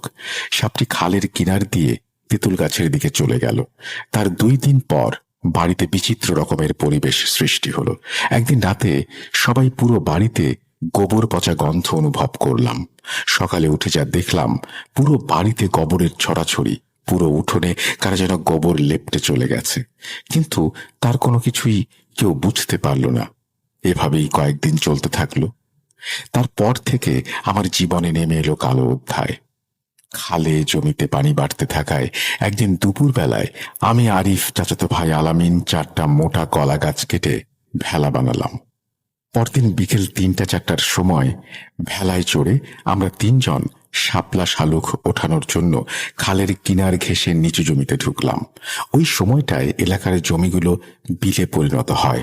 যথারীতি আমি আর আরিফ ভেলা থেকে নেমে শাপলা শালুক ওঠাতে লাগলাম। আলামিন ভেলাতেই বসা ছিল। শালুকের পাতা ছুঁয়ে ডুব মেরে শালুক উঠাতে লাগলাম। একবার আমি ডুব মেরে শালুক ওঠানোর সময় যা দেখলাম তা যেন পৃথিবীর কারো সাথেই না ঘটে, কেউ যেন না দেখে। এখনো মনে হলে গা শিউরে ওঠে। যেই পানিতে ডুব দিয়েছি দেখলাম মানুষের মতো একটা মাথা, সারা মুখে মাথায় গোবর মাখানো, শুধু বড় বড় 2টা চোখ বের হয়ে আছে। সে আমার গলা চেপে ধরল। পানির নিচে ধস্তাধস্তি শুরু করলাম। একসময় আমার হাত পানির ওপরে থাপড়াতে লাগলো। আলামিনের নজরে পড়তেই সে তড়িঘড়ি করে ভেলা থেকে নেমে আমায় টেনে ওঠালো। দেখলো আমার চোখ রক্তবর্ণ হয়ে গেছে, মুখে শালুকের আঁটি দেয়া। ও টেনে বের করলো। ততক্ষণে আরিফও আমার কাছে চলে এসেছে। কি হয়েছে জিজ্ঞেস করলো ওরা। সবকিছু বললাম। তারপর বাড়ি চলে এলাম। তারপর একদিন রাত আনুমানিক 11টা আমাদের উপজেলা থেকে বাড়ির দিকে রওনা দিলাম। প্রায় 11:30টার দিকে আমাদের গ্রামের যে দোকানপাট সেখানে এসে নামলাম। বলে রাখি, আমাদের বাড়িতে যাওয়ার জন্য আমাদের দোকানপাট থেকে স্কুলের মাঠ হয়ে চিকন সরু রাস্তা দিয়ে সোজা উত্তর দিকে চলে যেতে হয়। 10 মিনিটের রাস্তা। অটো ভাড়া মিটিয়ে দিয়ে যেই স্কুলের মাঠে আসলাম, কেমন যেন একটা গোবর পচা গন্ধ অনুভব করলাম, যে গন্ধটা আমাদের বাড়ির মানুষ কয়েকদিন ধরে পাচ্ছে। আচমকা ভেতরে ভয় ঢুকে গেল। স্কুলের জানালাগুলো কারা যেন প্রচন্ড রকমের শব্দ করে ভেঙে ফেলছে। আল্লাহর নাম নিয়ে হাঁটতে লাগলাম আর 4 কুল পাঠ করতে লাগলাম। স্কুলের কিনার ঘেঁষেই ছিল কদম গাছ। চাঁদের আলো থাকায় তার উপর নজর পড়তেই দেখলাম মানুষের মতো একটা অবয়ব পা দুটো ওপরের দিকে, হাত দুটো নিচের দিকে দিয়ে কাঠ বেড়ালির মতন কদম গাছ আঁকড়ে ধরে বসে আছে। দেহ থেকে মাথাটা যেন 3 গুণ বড়। মুখ চোখ বলতে কিছুই ছিল না। পাতিলের মতো গোল ছিল মাথাটা। আমি ঠাঁই দাঁড়িয়েছিলাম। ভয়ে হাত পা ঠান্ডা হয়ে আসছিল। কদম গাছ থেকে চড়চড় করে নিচের দিকে নেমে মাথাটা ঘুরিয়ে একবার তাকালো আমার দিকে। তারপর 2 লাফে পাট খেতে ঢুকে গেল। ভয়ে জ্ঞান হারাবার অবস্থা আমার। আল্লাহর নাম নিয়ে আবার হাঁটতে লাগলাম। বাড়ির যে রাস্তা তাতে হাঁটু অবধি পানি ছিল, তাই দৌড়াতে পারছিলাম না। রাস্তার দুপাশেই ছিল পাট ক্ষেত, তাই অন্ধকারে যতটুকু সম্ভব পা চালাতে লাগলাম। পানিতে হাঁটার শাঁ শাঁ শব্দ হচ্ছিল। গোবর পচা গন্ধটা যেন আরো তীব্র হতে লাগলো। হঠাৎ অনুভব করলাম আমার পেছনে কেউ আসছে। পানিতে কারো পায়ের হাঁটার শব্দ। আমি থেমে গেলে ওই শব্দটাও থেমে যায়। পাট গাছের জন্য অন্ধকারে কিছুই দেখতে পাচ্ছি না। এবার আল্লাহর নাম নিয়ে পানির মধ্যে দিয়েই দৌড়াতে শুরু করলাম। বাড়ির পাশে এসে যেন হাঁফ ছেড়ে বাঁচলাম, কিন্তু বাড়িতে কাউকে কিছু বললাম না। ঘটনাটি এখানে শেষ হলে ভালো হতো, কিন্তু তখনও অনেক কিছু বাকি ছিল। পরদিন বাবার সাথে সারাদিন পাট গাছ কেটে সন্ধ্যাবেলায় গামছা কাঁধে দিয়ে পুকুর পাড়ে গেছি গোসল করতে। সবে মাগরিবের আজান শেষ হয়েছে, তবে এখনো পুরোপুরি অন্ধকার হয়ে যায়নি। বাড়ি থেকে আমাদের পুকুরটা বেশ দূরে ছিল। পুকুর পাড়ে ঢুকতেই দেখলাম মানুষের মতো একটা অবয়ব, তবে স্বাভাবিক মানুষের চেয়ে 2-3 হাত লম্বা হবে, মাথায় গোল একটা ক্যাপ পরা, উল্টো দিকে মুখ করে দাঁড়িয়ে আছে। তখনও গোবর পচা গন্ধটা নাকে আসছিল। আমি বললাম, কে? আর কিছুই বলতে পারলাম না। অবয়বটা আমার দিকে ঘুরে দাঁড়ালো। পুরো মুখে গোবর মাখানো, শুধু চোখ দুটো দেখা যাচ্ছে, রক্তিম লাল হয়ে আছে। চিৎকার দিতে চাইলাম, কিন্তু কোনো সুর বা কোনো ভাষা আমার মুখে আসছে না। কেউ মনে হচ্ছে আমার গলা চেপে ধরেছে। একটু পরেই শুরু হলো ধস্তাধস্তি। মনে মনে আল্লাহর নাম নিতে লাগলাম। ভাবতে লাগলাম, আজ হয়তো আর বেঁচে ফিরতে পারবো না। এক সময় জ্ঞান হারালাম। জ্ঞান ফিরতেই নিজেকে বাড়িতে আবিষ্কার করলাম। বাবা, হুজুর, ভাইয়া বসে আছে। পাশের বাড়ির হক চাচা দেখতে এসেছে। শুনতে পেলাম হক চাচা নাকি মাগরিবের নামাজ পড়তে অজু করার জন্য পুকুরের পাড়ে গিয়ে দেখেন আমি অচেতন অবস্থায় পড়ে আছি। আমার বুক গলাকে যেন খামচে দিয়েছে। পুরো শরীরে বিশ্রী রকমের গোবর মাখানো। হক চাচা দ্রুত খবর নিয়ে আসেন আমাদের বাড়িতে। আমার পুরো শরীর পরিষ্কার করে ঘরে নিয়ে যাওয়া হয়। প্রায় 1 ঘন্টা পর আমার জ্ঞান ফেরে। জ্ঞান ফিরে কি হয়েছিল জানতে চাইলে আমার সাথে যা যা এতদিন ঘটেছে আমি সবকিছু সবাইকে খুলে বললাম। শুনে সবাই হতভম্ব। শুনতে পেলাম ভাইয়া ইতোমধ্যে ভাইয়ার পরিচিত একজন হুজুরকে খবর দিয়েছে। সঙ্গত কারণে হুজুরের নাম বলতে পারলাম না। তিনি আমাদের পাশের গ্রামে ছিলেন। তার কিছু শিষ্য জিন ছিল, যার কারণে তিনি প্যারানর্মাল টাইপের বিষয়গুলো নিয়ে ভালো চিকিৎসা ও পরামর্শ দিতে পারতেন। রাত 10টা বাজে হুজুর আমাদের বাড়িতে পৌঁছান। হুজুরকে সবকিছু খুলে বলা হলো। আমাকে ঝাড়ফুঁক দিয়ে একটা তাবিজ দিলেন। হুজুর বললেন আমি যেন কিছুদিন সন্ধ্যার পর ঘর থেকে বের না হই, আর বললেন তিনি এখন কিছু বলতে পারবেন না, আগামীকাল সন্ধ্যায় এসে সবকিছু বলবেন। হুজুর চলে যান। পরদিন বিকেল বেলায় হুজুর আবার আসেন। এসে তিনি যা বলেন তা শুনে আমাদের পরিবারের সবাই থ হয়ে যায়। বিষয়টি এমন, আমাদের বাড়ির পাশে যে তেঁতুল গাছ আছে তাতে একজন বুড়ি জিন তার 2 নাতনিকে নিয়ে 20 বছর ধরে আছেন। তাদের মাছের প্রতি ভীষণ ঝোঁক। যেদিন ভাইয়া শোল মাছ ধরে বাড়িতে নিয়ে আসছিলেন, বুড়ি জিন তার 2 নাতনিকে নিয়ে সেটা দেখতে পান তেঁতুল গাছ থেকে। লোভ সামলাতে না পেরে তার এক নাতি গোখরা সাপের বেশ ধরে বাড়িতে প্রবেশ করে এবং আমার হাতে মার খায়। মাথায় এবং লেজে গোবর দেয়ায় জিন ও তার নাতি নাকি প্রচন্ড রেগে যায়। মার খাওয়া জিনটি মাথায় প্রচন্ড আঘাত পেয়েছে, কিন্তু এখনো বেঁচে আছে, আর তাই তার ভাই প্রতিশোধ নেয়ার জন্য আমাদের পেছনে লেগেছে, আমাদেরকে মারবে, যার কারণে পুরো বাড়িতে সবসময় গোবর পচা গন্ধ। এগুলো জিনদেরই কাজ। অনেকবার সুযোগ পেয়েও নাকি আমায় মারতে পারেনি।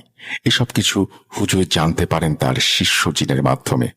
হুজুর জিনদের চলে যেতে বলেন, কিন্তু জিনরা আমার কোনো ক্ষতি না করে যাবে না বলে জানায়। হুজুর নানান রকম ভয় ভীতি দেখিয়ে তাদেরকে বিদায় করে এবং 7 দিনে 3টি করে ইলিশ মাছ তেঁতুল গাছের গোড়ায় তাদের দিতে হয়। বাবা 7 দিন 3টা ইলিশ মাছ সেখানে দিয়ে আসেন। এরপর আমার সাথে আর কিছুই ঘটেনি। এই ঘটনাটি সিলেক্টেড করে জানাতে বলেছেন। থ্যাংক ইউ সো মাচ আপনার ঘটনার জন্য। আশা করছি যারা শুনছেন তাদের ভালো লেগেছে। আমরা চলে যাব আমাদের পরবর্তী ঘটনায়।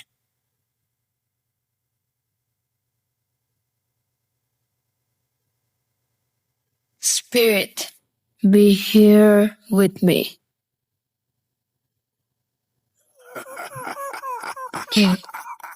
কে তুমি? Voot.com. The fear returns with Russell.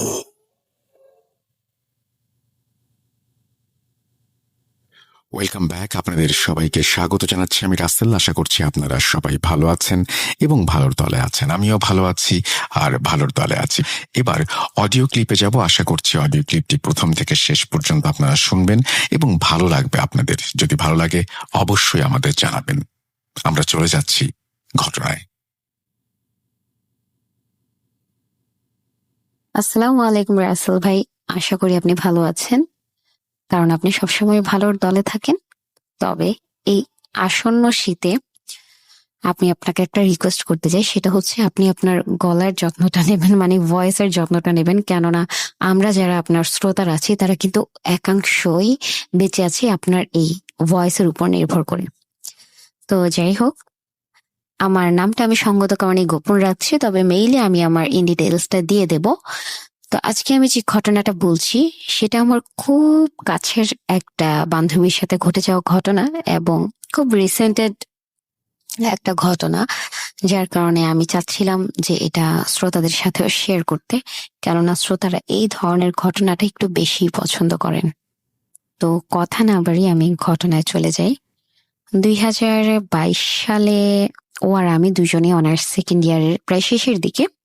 তো আমি সরকারি বিশ্ববিদ্যালয়ে পড়লেও ও একটা ন্যাশনালের আন্ডারে ভর্তি হয়েছিল, এবং 2022-এর একদম শেষের দিকেই ওর প্রেম ঘটিত কারণে বিয়ে হয়ে যায়।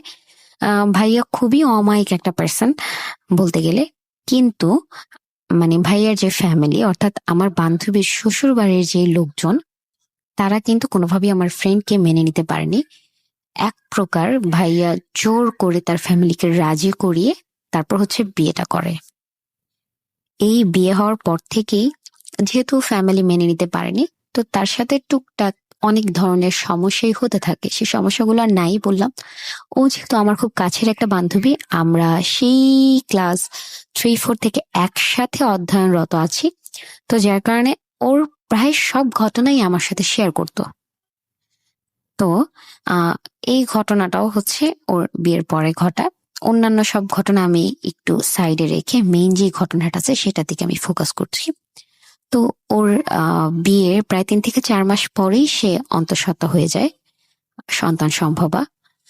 তো যখন থেকে ও সন্তান সম্ভবা হয়, বিশেষ করে ওর শাশুড়ি এবং ওর ননাস সেটা মেনে নিতে পারেনি। কেননা তার অন্য কোথাও একটা মেয়ে পছন্দ করে রেখেছিল তার ছেলের জন্য বা তার ভাইয়ের জন্য, সেটা যেহেতু হয়নি, তো এই ঘরে একটা মেয়ে হুট করে আসলো বিয়ে করে সে, এবং রাতারাতি সে সন্তান সম্ভব হয়ে গেল, এটা তারা কোনোভাবেই মেনে নিতে পারছিল না। তো ভাইয়া এই জিনিসটা বুঝতে পারে এবং তাৎক্ষণিক ওকে মানে তার মা এবং বোনের কাছ থেকে আলাদা করে ফেলে। আলাদা করে আলাদা একটা বাসায় হচ্ছে ওরা সেটেল হয়ে যায়। তো ছোটখাটো বাসা বলতে আমরা যা বুঝি যে যখন একটা সিঙ্গেল ফ্যামিলি হয়, নতুন বিবাহিত দম্পতি, তাদের ঘরে তেমন কিছুই থাকে না। হয়তো তোশক থাকে, কিংবা একটা কি বলে খানাডুলি আমরা যেটাকে বলি, র্যাকের মতো থালা বাসন রাখার জন্য, হয়তো সেটা থাকে, আর কিছু টুকটাক হাঁড়ি পাতিল, ওয়ারড্রপ টাইড্রপ এগুলো থাকে। তো আমি ওর বাসায় যাওয়ার পর দেখলাম যে ওর হাজবেন্ড ওর জন্য একটা নতুন খাট আর কি, নতুন সিঙ্গেল একটা খাট রেডি করে রেখেছিল আগে থেকেই, এবং বাকি সব যা সেটা হচ্ছে নর্মাল, তেমন খুব বেশি ফার্নিচার ওদের মানে নতুন সে সংসারে ছিল না। তো ও যখন ওই বাসায় একা থাকা শুরু করে, ভাইয়া একটা জব করতো নারায়ণগঞ্জের ওইদিকে, তো ভাইয়া চলে যেত এবং সকালে গিয়ে ভাইয়া মোটামুটি রাত 9টা-10টার দিকে বাসায় আসতো, এবং এই সময়টায় কিন্তু আমার ফ্রেন্ড সম্পূর্ণই বাসায় একা থাকতো, এবং আমি ওকে ফোনেই টাইম দিতে পারতাম, কোনোভাবেই অফলাইনে ওকে কখনোই টাইম দেওয়া হয়নি ওর প্রেগনেন্সির সময়, কেননা তখন আমিও মানে নববিবাহিত ছিলাম। তো যার কারণে ওকে আমি কখনোই অফলাইনে সময় দিতে পারিনি, তবে অনলাইনে আমি সর্বোচ্চ চেষ্টা করতাম ওকে সময়টা দেওয়ার। এরকম হঠাৎ একদিন কথা বলতে বলতে ও আমাকে বলল যে ও যখন রাতে ঘুমায় তখন হঠাৎ করেই মানে মাঝে মধ্যেই ও রাতে জেগে দেখে যে ওর হাজবেন্ড উঠে বসে ওর পেটের দিকে তাকিয়ে আছে। তখন সম্ভবত ওর 6 থেকে 7 মাস চলছিল প্রেগন্যান্সির। তো এটা ও 4-5 দিন যখন এটা উপলব্ধি করে, তো ও জিনিসটাকে প্রথম স্বাভাবিকভাবে নিলেও যখন এটা ধীরে ধীরে রেগুলারলি শুরু হয়ে গেল, তখন এটা ওর কাছে একটু অস্বাভাবিক লাগছিল, যার কারণে ও আমার সাথে শেয়ার করে। আমি ওকে বললাম যে দেখো, ভাইয়া তো অনেক রাত করে বাসায় আসে, তো আমাদের তো ইসলামে যেটা আছে সেটা হচ্ছে যখন কোনো সন্তান সম্ভবা মা থাকে তার উপরে হচ্ছে শয়তান বা জিন নজর দেয় খুব সহজেই। তাই আমি বললাম যে ভাইয়া যখন বাসায় আসে তুমি ভাইয়াকে বলবা যে তার শরীরটা যেন বন্ধ করে রাখে। তো বললো যে ঠিক আছে। তো এগুলো বললো, ভাইয়াও ওর কথা শুনলো। সে যখন থেকে শরীর বন্ধের কাজটা শুরু করলো তখন থেকে আর কি ওর এই সমস্যাটা বন্ধ হয়ে গেল, যে এই যে ভাইয়া মাঝ রাতে উঠে ওর পেটের দিকে তাকিয়ে থাকে। এরপর ওর মাঝখানে আরো অনেক ধরনের সমস্যা হয়েছে, সেগুলো আমি বললাম না। ওর যেদিন ডেলিভারি হয় এবং ওর সিজার হয়, তো সিজারের দিন ওর মা এবং শাশুড়ি দুজনে সেখানে উপস্থিত ছিলেন। তো ওকে যখন আইসিইউ থেকে বেডে নিয়ে আসা হয়, তখন তার শাশুড়ি হঠাৎ করে বলে উঠলেন যে তোমাকে এখনই এত তাড়াতাড়ি বেডে দিয়ে দিয়েছে, ভালোই হয়েছে, তোমাকে এখন আমরা মানে ঠিকভাবে টেক কেয়ার করতে পারবো। তো এই মহিলা এর আগে কখনোই ওর টেক কেয়ার করেনি, বা এই যে সে 9 মাস এত কষ্ট করলো একা একা, কখনো ফোন দিয়ে তার খোঁজ খবর নেয়নি। যার কারণে এই কথাটা ওর কাছে মানে একদম তীরের মতো মাথার মধ্যে একদম ঢুকে গেছে, যে উনি কেন এখন এসব ধরনের কথা বলছে। এটা বলার পর ওকে রাত্রে হচ্ছে বেডে দিয়েছিল। তো ওকে রাত্রে বেডে দেওয়ার পর ওর ননাস হচ্ছে ওর জন্য জাউ টাইপের যে খাবারগুলো থাকে না, সে জাউটা ওকে রান্না করে দিছিল ওকে খাওয়ার জন্য, যে তুমি তো এখন শক্ত খাবার খেতে পারবা না, তুমি জাউটা খাও। এবং ও আমাকে বলল যে ও যখন জাউটা খেলো তখন কিন্তু ওর কাঁচা সেলাইটা কাঁচা একদমই। ওর সন্ধ্যা 8টার দিকে সিজার হয় এবং রাত্রে সম্ভবত 11:30টার দিকে ওকে আইসিইউ থেকে বেডে নিয়ে আসা হয়। তো ও যে জাউটা খাওয়ার পর সাথে সাথে ওর বমি হয়ে গেল। তো ওর যখন বমি হচ্ছিল তখন ওর সেলাইতে প্রচন্ড পরিমাণ টান লেগে সেখান থেকে রক্তক্ষরণ শুরু হয়। তো এই অবস্থায় আরেকটা মানে সিচুয়েশন তৈরি হয়ে গেল, ডাক্তার নার্স সবাই মিলে ওকে নিয়ে দৌড়াদৌড়ি। তো এর পরের দিন হচ্ছে ওর রক্তটা মানে বন্ধ হলো স্বাভাবিকভাবে, মানে সেলাইটা একটু টান লাগলো, মানে শুকিয়ে যেতে লাগলো। তো ওই দিন সন্ধ্যাবেলা মানে দ্বিতীয় দিন, ওর সিজারের দ্বিতীয় দিন, আমি ওকে দেখতে গিয়েছিলাম। দেখতে যাওয়ার পর আমি দেখলাম যে ওর খুবই বিধ্বস্ত অবস্থা এবং এটা স্বাভাবিক। তো আমি ওকে বললাম যে কেমন আছো? ও হ্যাঁ ভালো আছি, মাথা লাড়লো। ওর বেবিকে আমি কোলে নিলাম, আদর করলাম। আদর যখন আমি কোলে নিতে চাচ্ছিলাম তখন ওর শাশুড়ি বারবার আমাকে জিজ্ঞাসা করছিল যে আমি নাপাক কিনা, অর্থাৎ আমার পিরিয়ড হয়েছে কিনা। তো আমি বললাম যে না, আমি পাক আছি এবং খুব ফ্রেশ হয়ে আমি ফ্রেশ জিনিস পরে একদম হাত টাত স্যানিটাইজ করে তারপর হচ্ছে আমি বেবিকে নিছি। তো এটা শোনার পর ওর শাশুড়ি আমার কোলে হচ্ছে বাচ্চাটাকে দিল। তারপর আমি যখন কোলে নিলাম এবং আমার হাজবেন্ড সাথে ছিল, আমার হাজবেন্ডও হচ্ছে ওকে সুরে টুরে পরে শরীর বন্ধ করে দিল। দেওয়ার পর এই জিনিসটা ওর শাশুড়ির ভাল লাগলো না। ওর শাশুড়ি বলল যে এই সমস্ত কুসংস্কার আমরা মানি না। তো যাই হোক, এটা তাদের বিষয়, আমরা আর কিছু বলিনি। তারপর হচ্ছে আমার হাজবেন্ড বের হয়ে গেল, বললো যে তোমরা দুইজন একটু কথা বলো, তুমি যদি ওর সাথে এখন একটু কথা বলো হালকা পাতলা, ওর শরীরটা হালকা লাগবে, এটা বলে ও বাইরে চলে গেল। ওই সময়ে ওর শাশুড়ি বাচ্চাকে নিয়ে গিয়েছিল চেক আপে এবং ওর মা গিয়েছিল বাচ্চার জন্য পানি গরম করতে। তখন কিন্তু এরকম শীতের মানে হালকা হালকা শীত পড়ছে, কুয়াশা খুব বেশি না, খুব হালকা হালকা কুয়াশা পড়ছে। তখনও আমাকে বলল যে জানোস, আমি না দুপুর থেকে শুনতেছি, দুপুরের মানে জোহরের পর থেকে আমি শুনতেছি যে চুরির আওয়াজ, মানে হাতে যদি কেউ অনেকগুলো মেটালিকের চুরি পরে থাকে, সেই যে ঝনঝন চুরির শব্দটা হয় রিনঝিন করে, সেই চুরির আওয়াজটা আমি শুনতে পাচ্ছি এবং সেটা 15 থেকে 20 মিনিট পর পর 2 থেকে 3 বার হয়তো মনে হচ্ছে যে কেউ হাত নাড়তেছে, ওই সময় সাউন্ডটা হচ্ছে। কিন্তু এটা আমি কেন শুনতেছি আমি বুঝতে পারতেছি না। এই শব্দটা আমার কানে এত বেশি জোরে লাগতেছে যে আমার মাথা ব্যথায় আমি মানে কোনো কিছু চিন্তা করতে পারতেছি না। তা আমি ওকে বললাম যে হয়তো আন্টি পড়তে পারে বা তোমার শাশুড়ি পড়তে পারে চুরি। বললো যে না, আমার মায়ের হাতেও চুরি নেই, আমার শাশুড়ির হাতেও চুরি নেই। তো এই কথাটা শোনার পরে আমি ওকে বললাম যে তাহলে তুমি তোমার আম্মুকে বিষয়টা বলো এবং তোমার আম্মুকে বলো তোমার শরীরটা বন্ধ করে দিতে, যেহেতু তোমার এখন সিজার হয়েছে, তুমি এখন সম্পূর্ণটাই নাপাক অবস্থায় আছো। তো এটা বললাম, ওর মানে কপাল টপাল একটু ভুরু টুরু কুচকে আমার দিকে তাকালো যে এইসব শরীর বন্ধে কি কিছু হবে। আমি বললাম যে হতে পারে, কারণ এটাই তো আমাদের নিয়ম। এটা বলে হচ্ছে ওর সাথে আমি ওইখানেই কথাটা শেষ করে চলে আসলাম। এরপরে ওর সাথে আমার আর কথা হয়নি, মানে 2 থেকে 3 দিন কথা হয়নি। ও যেহেতু হসপিটালে ছিল, ওর হাজবেন্ডের সাথে কথা হয়েছে, উনি বলছিল যে উন্নতির দিকে। তো আমি তখন ভাইয়াকে জিজ্ঞাসা করলাম যে ভাইয়া এই বিষয়টা কি ও কি আপনার সাথে শেয়ার করেছে, যে চুরির আওয়াজ বা ও দুপুর থেকে পাচ্ছিল? তখন ভাইয়া আমাকে বলল যে